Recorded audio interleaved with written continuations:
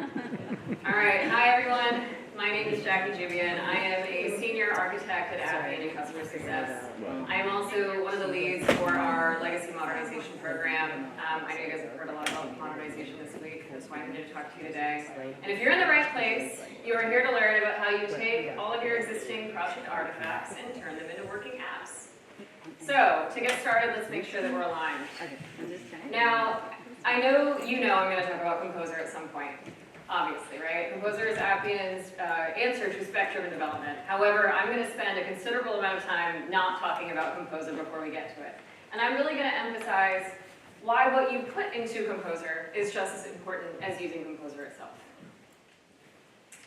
But first, I'm going to put you guys to the test. Can I actually get a quick round of hands? Who has created a spec before? Oh, okay. This is going to be a first time for a lot of people. I love it. All right, so I know this is not supposed to be the hands-on workshop, but I would love to see laptops or cell phones. If you guys could open up an LLM of choice. This is a DevCon. I assume that you guys use LLMs fairly frequently. If you do not, there are some no-account ones like Duck.ai, lots of free options as well you can quickly log into. The goal here is to take 3 to 5 minutes and actually try to generate a spec for an application that does employee onboarding. So go. I don't want to see eyes for a little while. All right, I think I see more than 50% of everybody's eyes. So we're going to go ahead and move on and see how you guys did. All right. Raise your hand if your spec had a data model with field names and data types and constraints. Amazing. Okay, some of you. Raise your hand if it included personas, user roles, or permissions. Okay, that's good. How about business rules and conditional logic for the application? Raise your hand if you asked a follow-up question or you refined the prompt with consecutive prompts. And then raise your hand if you first asked it to generate the prompt for you that you would then run to generate the spec. Yeah, using the AI to do the AI, right? All right, so, that was a fun exercise. I think you guys really get to see that input is what matters, right? these are tools, right? LLMs are tools, Composer's a tool. What matters is actually how you harness it. In this particular case, we kind of started at a greenfield application, but in reality, most of the time you're starting from something.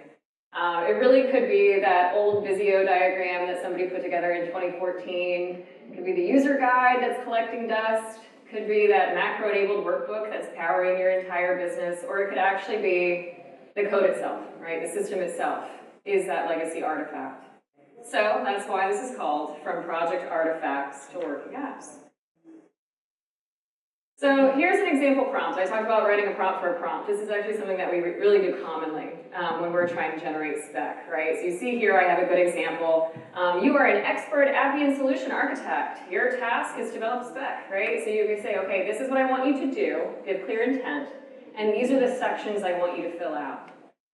This is DevCon. You guys are all practiced Appian developers, I hope. Most of you, I can see, I know that you guys are developers. You know what fundamentally goes into good design for an Appian application, right? When I talked about data, when I talked about user roles, when I talked about business rules, you may have something for interfaces as well, called out specifically. Security constraints, right? All of this needs to make it into your final spec, but what matters is the way that you structure your prompts in order to get that output. So what are our takeaways from this exercise? First, prompting is a skill. You don't get it for free, right? You don't get the outputs of AI for free. Every LLM is also different. Every single person in this room, based on the LLM they chose, probably got a different output. You need to figure out which LLM is good for what and why. The other thing is, I know you hear this a lot with AI, and it's very true. Garbage in, garbage out. You need to understand the right prompts and the right inputs to give AI in order for it to be effective. The second piece is that AI is non-deterministic, and man, does it hallucinate at times. Every single one of you got a different output, I can guarantee that. If you reran the exact same prompt you had before, you will also get a different output, right? This is why it really requires a lot of validation and human-in-the-loop control to manage it effectively. Also, we're tackling a relatively small problem. You can imagine over the course of a very large, complex problem that you're trying to solve for, requirements drift is much more of a problem. And of course, just as I mentioned before, you determine the power of AI, right? The human in the loop is what matters. That is what determines the output, whether the inputs actually get you to the outputs that you want. So that leads me to what I'm calling the input problem, right? The input problem really states that AI does not have opinion. It has inputs, right? Every single output you saw in this room, whether it was a good output or a very shallow one, was based on how you chose to prompt it and the information that you gave it. You know, we talk about Composer as the tool for spec-driven development. Spec is the most important part of that description, right? Getting the spec right is what actually powers the AI to effectively build your application. We know that AI works at speed and at sheer magnitude. That is incredibly powerful, but that means it can also magnify the consequences of bad inputs. And those consequences compound at every phase. So I just talked about a lot of problems, right? Do we give up on the venture altogether? Do we say, oh man, AI is too difficult, there's too many opportunities for failure here? No, we know that's incredibly silly, right? We know the old way of doing things is too slow, and we need to speed up. So the old way of doing things, you interview, you sit in a room for weeks, months, potentially, depending on the complexity of the problem you're trying to solve for. You're interviewing, you're writing up documentation, you're creating diagrams. You're going through the trouble of actually taking all of the people that are mission critical to your business and putting them in a room for a prolonged period of time when they actually should be running the business, right? You might get halfway through sprint 0 and be successful, but then halfway through your release you realize you forgot a bunch of requirements, you need to go do a bunch of rework, right? Well, we know that that way doesn't last anymore. We know that way is a reason that a lot of problems don't even get started. A lot of projects just stall out before you even get to them. So that leads me to the new way. So these are the phases that we're going to discuss today. Extract, plan, generate, and iterate. Now, this is the kind of thing that makes it more feasible and attainable for you to actually update those mission-critical systems that have been sitting there gaining dust. Again, getting back to kind of the core of our point, though, AI isn't a magic wand, despite what your leadership might think, right? You don't just do the AI and the application spits out. It really requires a high amount of discipline. So let's talk a little bit more about each phase. Let's start with extract. You guys just did it. You did an extract. Like, you generated a spec, right? That's a core part of the extract motion. At the output of extract, you should have a spec that you can feed into Composer. So congrats. If you haven't done it before, you just did it. However, you know, we kind of took a pretty simple approach here. There's a lot of different ways to do extract, and I'm going to hop into that here. Really, it depends on two core questions, the pathway that you're going to take. The first one is, what do you have? Do you have business requirements documents? Do you have, you know, the technical spec that somebody wrote up 10 years ago? Are you actually starting from some kind of a natural language representation of your system? Or, more complexly, are you starting from source code? Or even more complex than that, from bin logs that you now need to reverse engineer to figure out how the system works. And actually, even if you look at natural language, if you have any of those items at scale, that becomes a harder problem to account for as well, right? One business requirements document is easy for AI to understand, but if you have 1,000 of those, which I have a customer that has 3,500 of them, that is incredibly difficult to parse down into something useful when you're trying to generate a new set of capabilities on the platform. The second question is, what does it cover? Again, I kind of spoke to you guys are all, you know, Appian practitioners here. You understand what's relevant and effective to build an app, right? You know what goes into the design. That doesn't mean that you can't allow AI to have some creativity.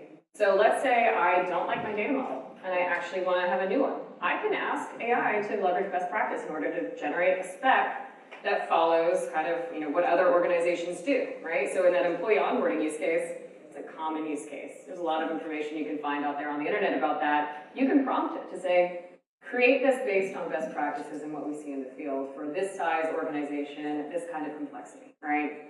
But in other cases, you need to be really prescriptive, especially in legacy modernization, which is what I work in daily. You're always starting at something. Generally speaking, you have existing database, existing integration, right? You're connecting to something that's already there that cannot change. Therefore, you need to be very prescriptive in your spec on the other end of that. So that means providing GDL exports, API contracts, whatever is necessary to actually, on the other end, when you generate that spec, have all of that detail captured effectively. So, again, answering those two questions, you may take 3 different paths for extraction. The first one is going to be a specialty extractor. So we have a lot of partners here today. We have a lot of partners that specialize in this. A lot of these problems are highly complex, and it makes sense for them to specialize in this, right? Again, I spoke to the high complexity situations where you're reverse engineering bin logs. That is really complicated. You might need a data scientist to help you figure that out, right? That's not something that an LLM may naturally be able to help you understand. You need people that specialize in that target technology and have domain expertise to help sort that out for you. So you may work with one of our partners on the specialty extraction. The second option is to use an LLM. We know how incredibly powerful LLMs are. I joke that Claude is my best friend, right? I'm sure a lot of you feel similarly, like Claude's my hype man. But LLMs are also incredibly good at understanding code, artifacts, natural language. It can also be used to do a lot of things at scale, right? If you put the right processes and architectures and structures in place, it can break down really big problems into small ones. But again, it requires a good amount of forethought, so you really need to understand how you're approaching these problems. And the last one is direct into Composer. So we are increasing our extraction capabilities natively. You'll see some of those on display today and tomorrow, just as you'll see with some kind of Excel and user compute opportunities for extraction as well.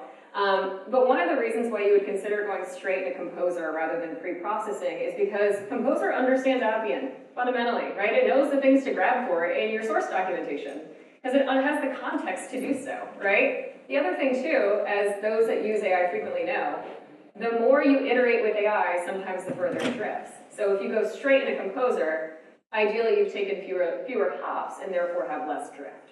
So when you can go direct into Composer, it does make a lot of sense. So we got through extract. You guys are experts at extraction now. You built your first spec, maybe your 100 specs, depending on what you do in this room. You saved so much time, hours and hours and hours of requirements and discovery sessions with your SMEs. Now you get to the planning phase. I cannot emphasize enough how important this planning phase is, right? This is your opportunity to finalize your spec before actually generating an application. The reason why the Composer plan is such a differentiator for us is because it provides a visualization of your requirements in a very interactive format that speaks to the end users that are actually providing input into it. We have a story map, right? Anybody that's worked in Agile knows that the story map is a very common tool that we all understand. We have process flows, so your business process experts can provide input on those business processes. We have data model, ERD, right? Let your architect come in and take a look and confirm that the data model is accurate before you go and let AI generate on it. We have business rules, right? Get your core business needs to come in and provide their expertise to make sure those are accurate. It's so incredibly important to pay a lot of mind and a lot of focus on this point, right? What's nice is instead of actually just sitting there and digging through like thousands of lines of spec, like this is just a significantly better experience. Now, I would be remiss if I didn't highlight the importance of good design. AI does not solve this for you automatically. You still need to be considerate of your design practices and your design principles. So I am an architect at heart. I care about the data model first and foremost. This is the thing I cannot stress enough, right? If the foundation for your house is wrong, you can't build anything good on top of it. You think about, okay, cool, I can use AI to generate hundreds of objects with Composer, fantastic. But if they're built with the wrong data model, now I need to go change every single one of them, right? Like that's not what we want. That's not going to save us time. So I cannot emphasize enough that a weak plan, it doesn't just slow down spec-driven development. It poisons it, right? It actually cuts all of your acceleration that you could gain otherwise. But again, I think it's really important to stress that although it feels like you're spending more time in these earlier phases, spending more time in the Composer plan, you're actually just getting a lot more done up front, right? You are getting more done up front. You don't have as many of those kind of iterative requirements gathering sessions that happen over the course. You're kind of planning the upcoming wave, and you're able to, within the span of what would be your sprint zero in the past, get your entire release really well architected. So, once you have properly refined the plan, and you have your final spec that lives in Appian, you're ready to generate your application. So once you click build, this is where the magic happens, right? Behind the scenes, the wizard in the sky is just going and generating the objects for you. What's interesting is that it really builds the app the way that we would build it. It starts with the data model. From the data model, it actually populates some test records. And the reason it does that is because when AI is trying to understand how to build the features on top of it, the context of the data and the data relationships is actually really pertinent and effective at helping it be better at creating those features. From there, you're going to see the expression rules, the process models, the interfaces. You're also going to get integration stubs if you have integrations, right? So they're ready to go for you to finalize them and actually connect to the target systems. And so here you potentially have hundreds of objects that got generated, right? It's really exciting and ideally save you a bunch of time. Maybe, right? Maybe. And I say maybe because did you get your plan right? This is where you find out. You clicked the build button, you have all hundreds of objects, but if you did not pay attention in the beginning and you didn't get your plan right, it's not going to be a good time. So from here you have two options. Proceed to the iterate phase, or frankly, start over, right? If you realize that you didn't invest enough time in the plan, sometimes it is better just to throw it away and start over. Every app requires iteration, but not all apps are worth iterating on. The one thing I will say though is if you decide to start over, you are in very good company. 70% of AI generated code is either entirely rewritten or thrown away. And that's because we recognize that AI generates code in mass, right? Has anybody heard of the cost of defects curve? All right, yeah, you've heard of it? Okay, so the cost of defects curve essentially says the later in your software development lifecycle that you find a defect, the more costly it is to fix. This is why, again, I cannot stress enough the importance of the extract and the plan phase in getting those requirements right up front so that in the end, you don't find that issue in production. An hour fixing your spec can save you 10 hours fixing your app. All right, you guys are spec experts, so we moved on to iterate. I'm not worried about it. You guys are killing it here. The plan was golden, it was crisp. The generated app follows exactly what you guys were looking for. So now we get to iterate. And the reason why I say every app requires iteration is because no app is ever done, right? New requirements emerge. Maybe AI built something not quite the way you would have built it and you want to go make changes. Also, frankly, like AI isn't perfect, obviously, right? We know this. Anybody who's used any kind of AI, LLM or anything in their day-to-day knows how imperfect it can be. And so you want to make sure that you go in and confirm everything and have the opportunity to refine it. Also, there are certain places where you just don't want to fully trust AI, right? If you have like very, very high security concerns, compliance concerns, regulatory concerns, that's something that you want to keep eyes on. And it's not because AI is necessarily going to get it wrong 100% of the time, it's because you can't afford for it to be wrong. So from here, you really have two pathways to iterate on your application. This is DevCon. You guys know what the first way is, right? It's the classic low-code approach, go in and modify your objects by hand. And then the second one is something that I'm sure you've heard a lot about today and will continue hearing throughout the week, and that's our new dev agent capability. So that's our new conversational capability that allows you to continue refining your application through natural language. So I have stressed a lot about the importance of you in the process of using AI, and I'm going to stress it even more. So the human gate. AI generates confidently, but not carefully, right? You have a lot of mission-critical work that you're doing on our platform. The stakes are incredibly high.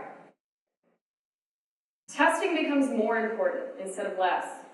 You did not build the code, so you don't know where to stress test it, right? You kind of got to stress test everything now. You don't know where the cracks could be anymore. 96% of developers say they actually do not trust AI-generated code.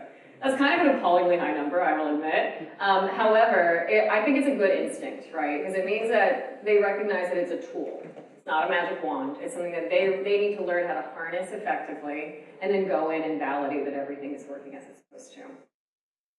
We are trying as best we can to create tooling within Composer that takes the guesswork out of this, right? And so if you think about the plan as one of those tools, this is where we say, okay, we recognize that AI is imperfect. When we went through the extract phase, maybe it hallucinated some requirements. Maybe it dropped some requirements. The plan is our opportunity to go and fix those problems before we generate the application. So Composer, an incredible tool for increasing our efficiency, but humans, at the end of the day, are the ones that are accountable. So at every step of the plan, we've talked about the human gate. So we have extract, right? So we are responsible for ensuring that we have the right prompting strategy, that we have the right inputs, that we got the right spec. At the plan, we are responsible for ensuring that we have the right SMEs in the room to ensure that the final spec in our Composer plan is accurate and comprehensive.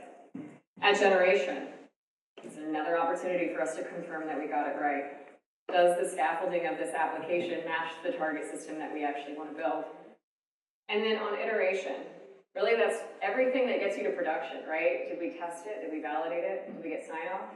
Did it go through all the appropriate governance gates? And then did we deploy it effectively? So that kind of leads me to where we are applying a lot more investment. I think we recognize Composer fits really well within our requirements gathering and our development phases, right? However, there's a lot more that goes into a project than that. That's why we're making investments in DevOps. We can't let DevOps become a bottleneck for us.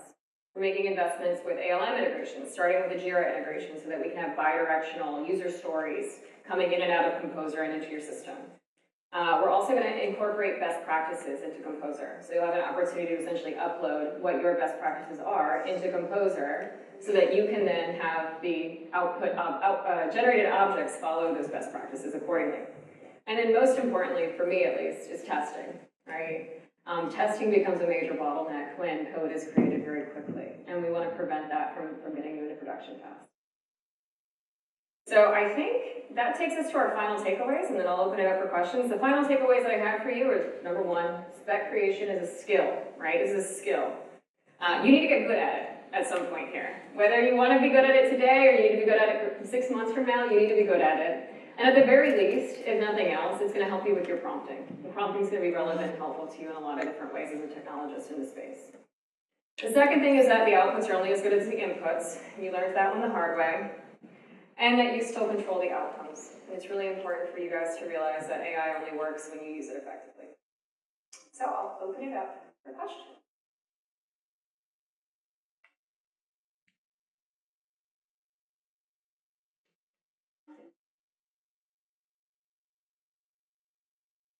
Yes, sorry.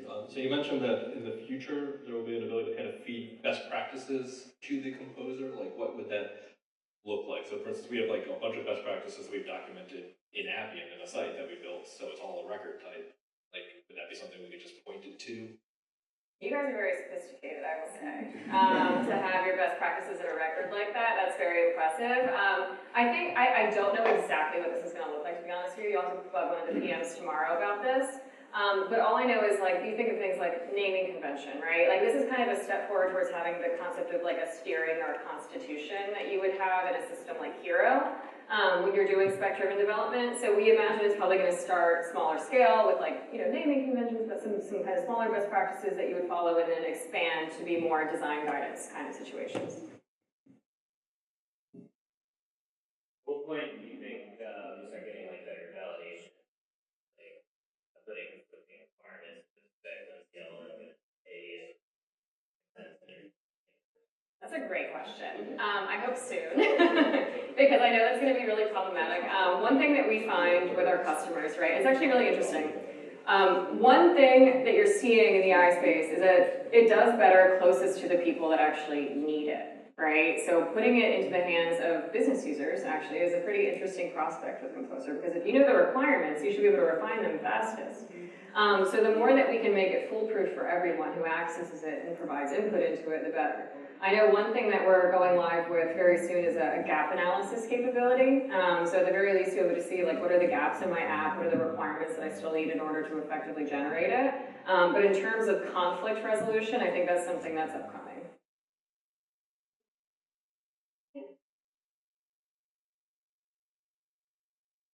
Thanks for going through this. Really appreciate the inputs here. My question is around, you talked about modernization, right?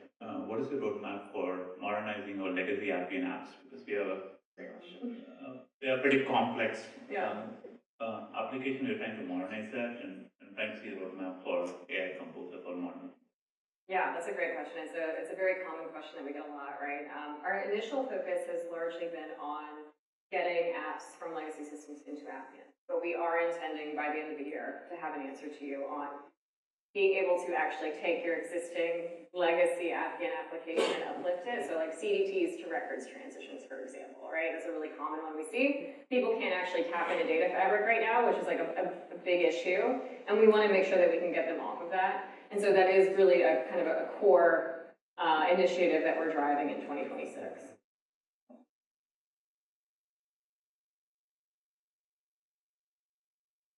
And another one. So I guess, yes, as someone, we build our apps, we maintain them, we design things to be, easily maintained and extended in the future. So how do we ensure that, like, when we build something with Composer, that's following, what design patterns is it following? There are long lived processes with tasks. Is it data driven, like, which is definitely preferable? And how do we make sure that it's coming up with stuff that's easily, maintainable, extendable, compartmentalized rules, using constants, all those sorts of things. Are you an architect? Yes. Yeah, that's yeah, it's like you hear me having conversations with our product teams. That's like the exact thing that I talk about with them, right? Is I'm so focused on creating strong governance around our core components, right? It's governing our components, our design, our architecture. And I think that is vitally important, and that's where I kind of come back to some of that steering stuff, right? I think we're starting small with some of the basic best practices, but over time we want to expand that to really focus on kind of any design guidance, right? So you should follow, a general related action model or case management model or whatever it is. The second part of that answer is also that we're going to have, in Composer, the ability to actually recognize core components that you already have and either extend or reuse them within the context of the application that gets generated. So, for example, let's say you've already built a standard comment component or something like that, right? Every app has one. When you say I need this, right, or I upload a spec that says I have this, it'll recommend like, hey, you already have something that kind of does that. Do you want to just go use it? And say, yeah, sure, great, pull it in, right? So the goal is that we actually this is also part of the consolidation motion as well. We don't want to be the system where you throw away 70% of your code, because we just don't need that, right? We were trying to do it a little bit better than the vibe coders are.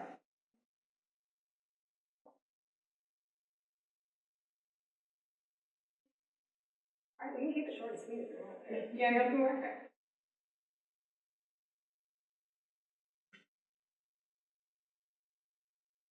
So I used Copilot earlier to do your prompts, and it's hooked up to my enterprise Copilot. So it actually did a really good job at like knowing some of the baseline like enterprise capabilities for Workday or whatever other systems we had. That kind of just makes me think about like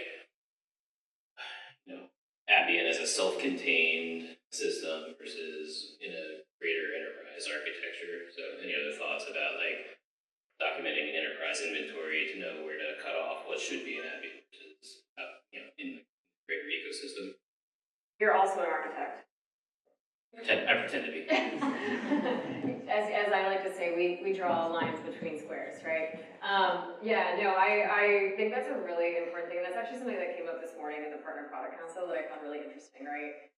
So for example, if I generate a spec, there's no reason why everything in that spec necessarily should live in Appian, right? There's no assumption that that should be true. There's a lot of things that Appian is incredibly good at, but there's a lot of things that are not built for purpose for Appian to do, and we need the other systems in the ecosystem in order to actually effectively do those things. So one of the things that came up was like, hey, can you create like a hook for my ETL system, or a hook for this set of integrations, or this bus, or whatever I need to connect to? And then just have that kind of get incorporated anytime you're building an app. And the answer is absolutely, right? That kind of comes into that whole component architecture that Composer should be able to understand and draw from in the future. And then to your point, we're going to expose a lot of MCP capabilities with our dev agents, right? So that means if you have MCP enabled in other environments, we can actually learn even more from it and pull that information in the Appian application. At some point, it's just going to be bots talking to bots, and we're not going to have a job, so.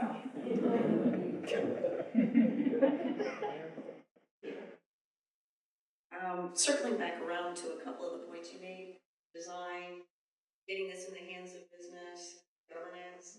So we definitely want to get Composer into the hands of the business, but we need governance associated with it because of design issues. And so is there a way, I guess what you said is that some of this is in the future. It may be easier to have some base system that's in production already, and they can expand that system using Composer, which narrows down the probability of problems with the design, but then there needs to be some kind of workflow where it can get reviewed too before it gets deployed.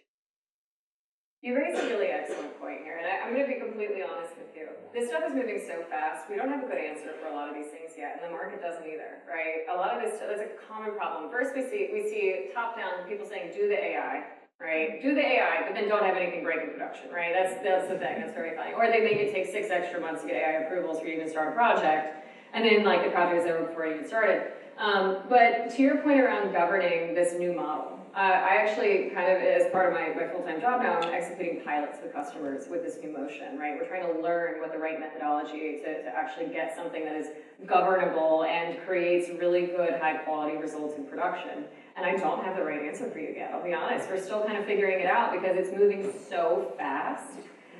It's very difficult at this juncture to know what the right way is going to be. And as these tools mature and improve, it's going to be a moving target. We're kind of building the plane in the air right now, which is really exciting, but also very terrifying at the same time. And I know that one of the ways that Composer is going to try to address this is actually by giving a lot more of the kind of validation, right? Conflict resolution, gap analysis. It's also good with, like, one of the things that they're going to work on is a lot more in terms of like visibility and traceability into how the AI is working and why it's doing certain things, right? Because then that makes it easier for you to understand whether it's making the right decisions or not. And also understanding like, hey, I let my business user make these changes. Go give me a list of the changes they made and the prompts they used to change it, because maybe I got the wrong person in there and they did not know what they were talking about, right? So that is a core issue. And then also, even after that, the ability to click the revert button and say, okay, let's go back in time to what we had before this person got their hands on this. No, all of those are real issues and all things that we recognize we need to solve. What I think is really good, though, is our own engineering team has moved into this delivery lifecycle, right? Like, they are all now using Kiro full-time for developing on the platform, which is good, right? They are literally practicing what they preach, exercising spec-driven development as a part of their practice, and so they understand the tools that we now need in order to be effective within our ecosystem. So we're going to learn from each other, a nice symbiosis here, and I appreciate the patience as we stumble along the way.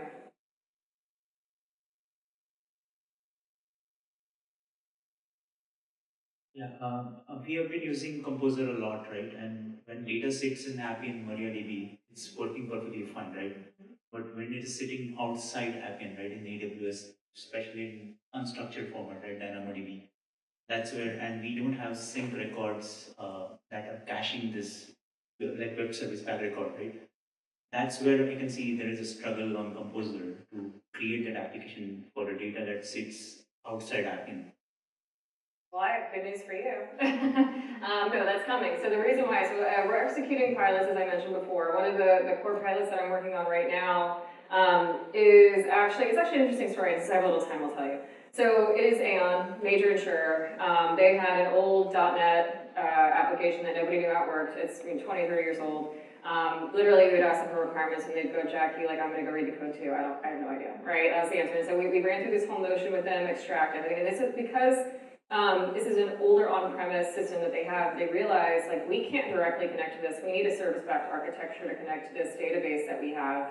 And so as a part of that pilot, we worked with our wonderful product team, I wish Matt Hilliard was here, to actually implement those features, right? They needed real-time service-backed records. And so that was implemented as a part of our pilot. That hasn't made it into the core product yet, but because we had to do it on the pilot, it will soon.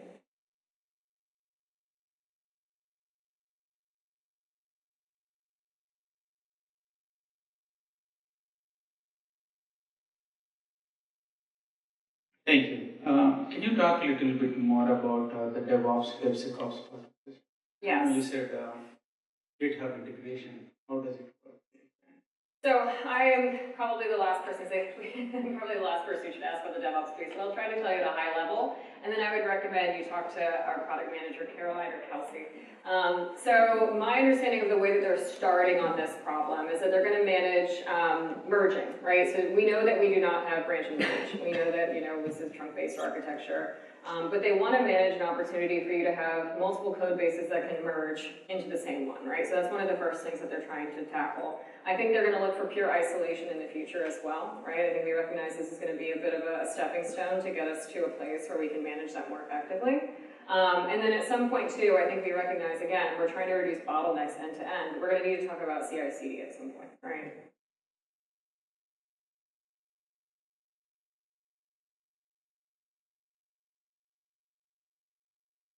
Again, another legacy application challenge that we're facing, right? Other things. One, I think we built the system over a period of 7 years, thousands trying to find a way where we could like some of the requirements and see what the actual requirements are now and able to is there anything in your roadmap that covers. Second question is we have a lot of code base that already exists. We keep making changes to the code base, right? We use AI Composer and you're modifying this code. I mean that's the gap that we currently see. AI Composer is great, but we're able to use it for a new development, but not when we are like changing the existing.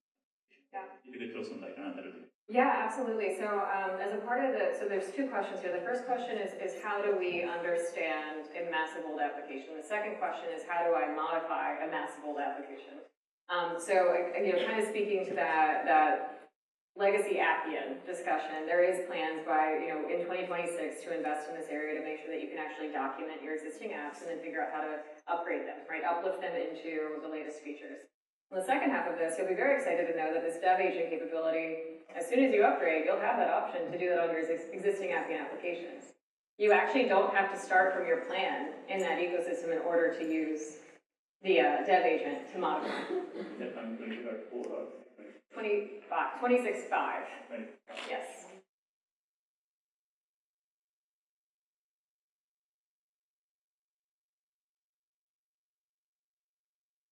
5 minutes earlier, that's amazing. All right, take it easy.